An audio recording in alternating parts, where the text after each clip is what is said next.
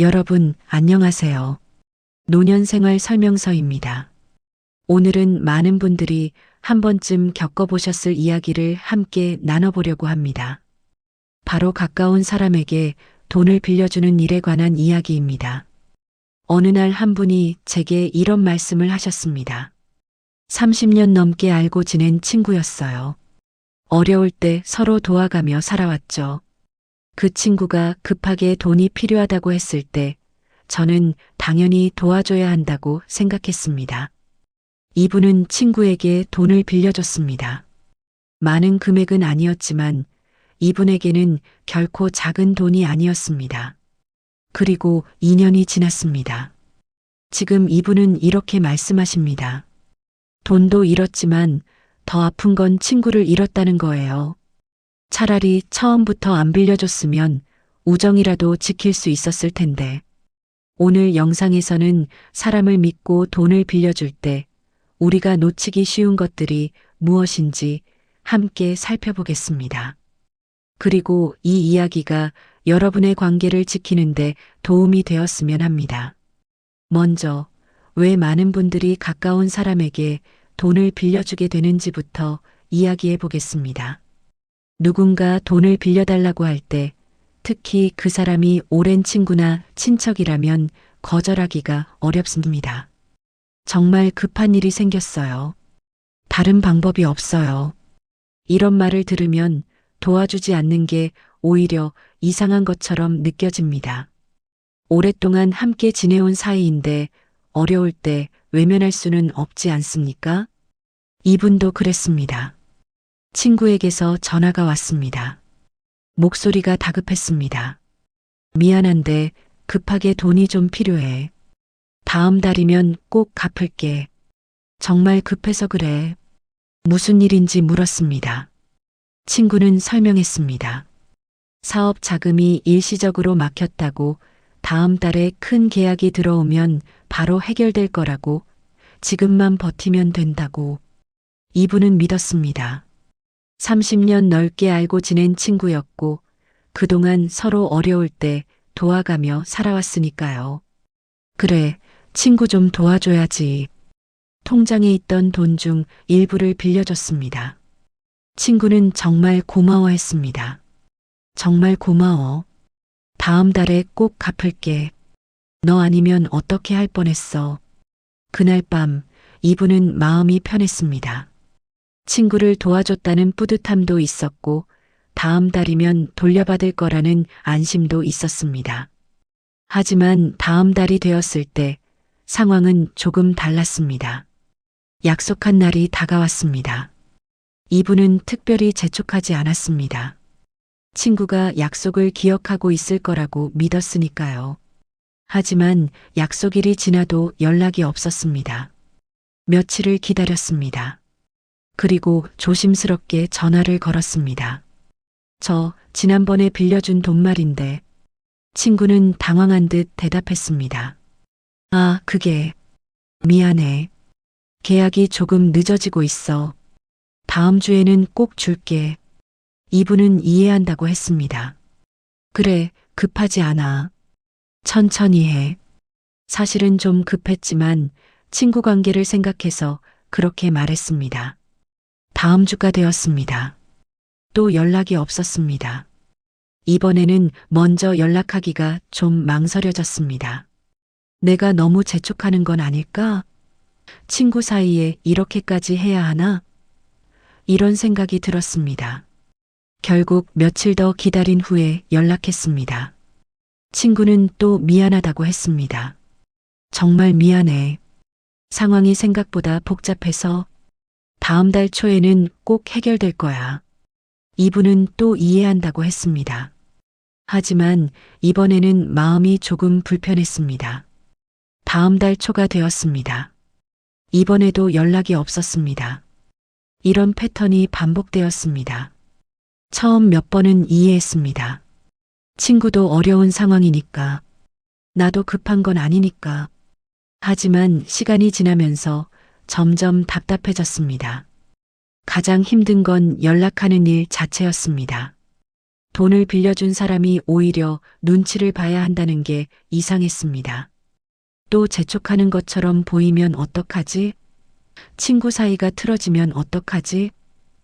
이런 걱정이 앞섰습니다. 그러다 보니 연락 자체를 꺼리게 됐습니다. 한 달, 두 달 연락 없이 지나갔습니다. 그러던 어느 날 우연히 친구를 마주쳤습니다. 동네 슈퍼에서였습니다. 친구는 이분을 보더니 잠깐 당황하는 표정을 지었습니다. 그리고 어색하게 인사했습니다. 아, 오랜만이네. 이분도 어색했습니다. 응, 그러게. 짧은 대화 후 친구가 먼저 자리를 떴습니다. 나 급한 일이 있어서 나중에 연락할게. 그 뒷모습을 보면서 이분은 깨달았습니다. 관계가 달라졌다는 걸. 예전 같으면 마주치면 반가워서 차라도 한잔 하자고 했을 겁니다. 하지만 이제는 서로 피하게 되는 사이가 된 겁니다. 몇 달이 더 지났습니다. 이분은 결심했습니다. 직접 만나서 이야기를 하기로요. 친구에게 전화를 걸었습니다. 시간 좀 내서 만날 수 있어? 친구는 바쁘다고 했습니다. 하지만 이분은 꼭 만나야 한다고 했습니다. 결국 만났습니다. 조용한 카페에서였습니다. 이분은 조심스럽게 말을 꺼냈습니다. 그동안 기다렸는데 이제는 좀 힘들어서 언제쯤 갚을 수 있을 것 같아? 친구는 난처한 표정을 지었습니다. 그리고 솔직하게 말했습니다. 미안해. 사실은 지금 상황이 더 어려워졌어. 당장은 갚기가 힘들 것 같아. 이분은 물었습니다. 그럼 언제쯤? 친구는 확답을 못했습니다.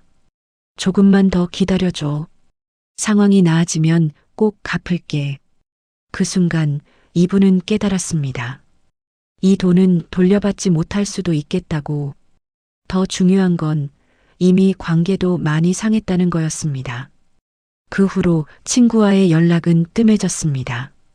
친구가 먼저 연락하는 일은 거의 없었고 이분도 연락하기가 부담스러웠습니다. 연락하면 돈 얘기를 하려는 건가 하는 느낌이 들었으니까요. 가끔 공통 지인을 통해 친구 소식을 들었습니다.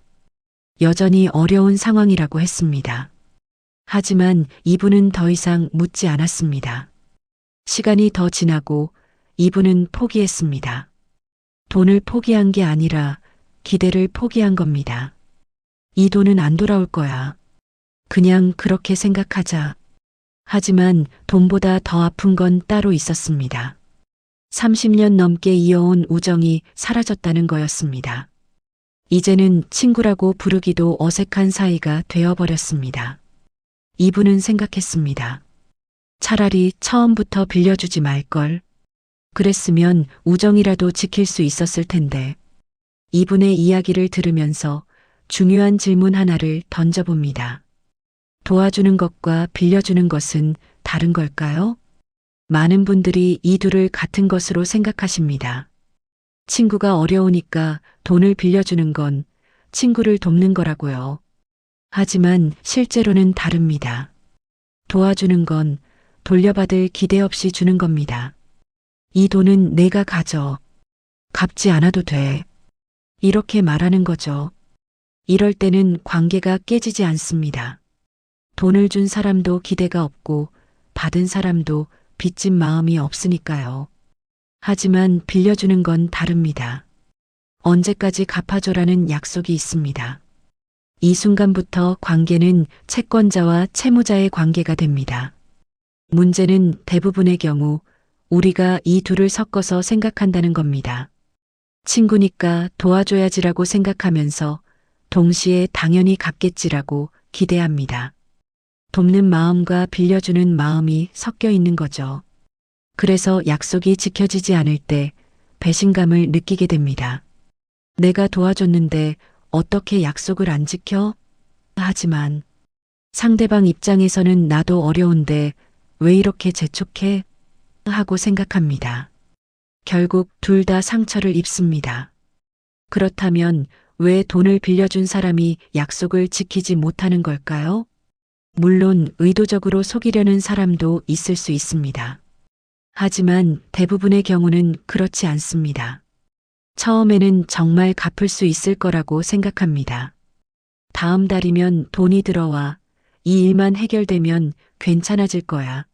이렇게 믿는 거죠. 하지만 현실은 예상대로 흘러가지 않습니다. 계획했던 일이 늦어지고 예상치 못한 문제가 생기고 다른 급한 일이 또 생깁니다. 그러면 조금만 더 기다리면 될 거야 라고 생각하며 시간을 끕니다. 한 달, 두 달 시간이 지나면서 점점 미안한 마음은 커지고 그만큼 연락하기도 어려워집니다. 그러다 보면 관계는 자연스럽게 멀어집니다. 빚진 사람은 채권자를 피하게 되고 빌려준 사람은 재촉하기 부담스러워집니다. 결국 둘 다 불편한 관계가 되는 겁니다. 또 하나 놓치기 쉬운 점이 있습니다. 돈을 빌려줄 때 우리는 보통 이 정도는 괜찮아라고 생각합니다. 자신에게 큰 부담이 아니라고 생각하는 거죠. 하지만 시간이 지나면서 그 돈의 의미가 달라집니다. 처음에는 여유 자금이었던 돈이 나중에는 필요한 돈이 됩니다. 갑자기 병원비가 필요하거나 집수리가 필요하거나 다른 급한 일이 생기면 그때서야 그 돈의 소중함을 느끼게 됩니다. 그럴 때 빌려준 돈이 떠오릅니다. 그 돈이 있었으면 지금 이렇게 힘들지 않을 텐데. 하지만 이미 늦었습니다. 돌려받을 수도 없고 친구에게 재촉할 수도 없는 상황이 된 거죠. 이분은 지금 어떻게 지내실까요? 그 돈은 결국 돌려받지 못했습니다. 친구는 몇 년 후에 다른 지역으로 이사를 갔고 연락도 끊겼습니다. 이분은 이렇게 말씀하셨습니다. 돈을 잃은 건 아쉽지만 더 아픈 건 친구를 잃었다는 거예요. 30년 넘게 함께했던 사이인데 이제는 얼굴 보기도 어색한 사이가 됐어요. 그리고 이렇게 덧붙이셨습니다. 만약 다시 그 순간으로 돌아간다면 저는 다르게 했을 거예요. 아예 안 빌려주거나 아니면 돌려받지 않아도 된다는 마음으로 줬을 거예요. 중간에 서 있는 게 가장 힘들더라고요. 그렇다면 우리는 어떻게 해야 할까요? 가까운 사람이 돈을 빌려달라고 할 때 무조건 거절하라는 얘기는 아닙니다. 때로는 정말 도와줘야 할 때도 있으니까요. 다만 빌려주기 전에 몇 가지를 분명히 해야 합니다. 첫 번째, 스스로에게 솔직해지세요. 이 돈을 돌려받지 못해도 괜찮은가? 만약 대답이 예라면 그냥 주세요. 갚지 않아도 되라고 분명히 말하고요. 그러면 관계는 깨지지 않습니다. 만약 대답이 아니오라면 빌려주지 마세요. 돌려받아야 하는 돈이라면 그 돈이 안 돌아왔을 때 관계도 상할 가능성이 큽니다. 두 번째, 금액의 기준을 정하세요. 이 정도는 잃어도 생활에 지장이 없다는 금액을 정하세요. 그 금액 안에서만 도와주는 겁니다.